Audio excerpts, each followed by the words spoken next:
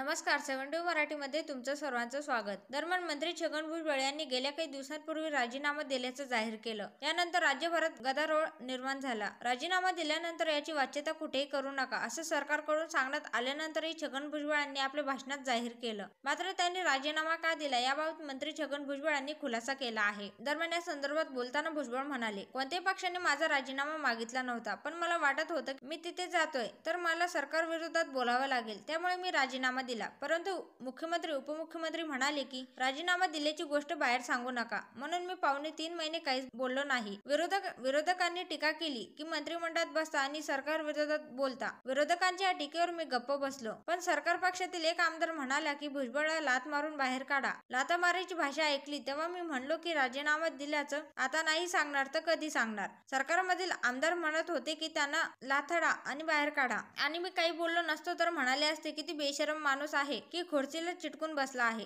कोणी मला लाथ मारण्याची गरज नाही, त्यामुळे मी म्हणालो की मी राजीनामा दिला आहे, जा जाऊन तो स्वीकारा असं छगन भुजबळ म्हणाले. दरम्यान मराठा समाजातील शक्तिशाली लोक आहेत, त्यांच्यात गरिबी आहे, पण गरिबी कुठे नाही. मला आरक्षण असताना मी आरक्षण घेतलं नाही, पण मी आणि माझ्या मुलांनी आरक्षण घेतलं नाही, पण तरी मी लढतोय, कारण ओबीसी समाजातील 54% लोक शिक्षणापासून वंचित आहेत. त्यांना जरा पाठिंबा मिळाला तर ते इंजिनियर डॉक्टर बनतात आणि कुटुंबाला पुढे नेतात. पण आता सगळं संपत आहे. खोट्या दाखल्यावर कुणबी लिहिले जात आहेत. ते कुणबी झाले तर ते ओबीसी बनतील. त्यामुळे आम्ही काय म्हणतोय, त्यांना वेगळं आरक्षण द्या, पण हे मागच्या दाराने येत आहेत असे यावेळी भुजबळ म्हणाले. तर मित्रांनो, याबद्दल तुमचं काय मत आहे ते खाली कमेंटमध्ये नक्की सांगा.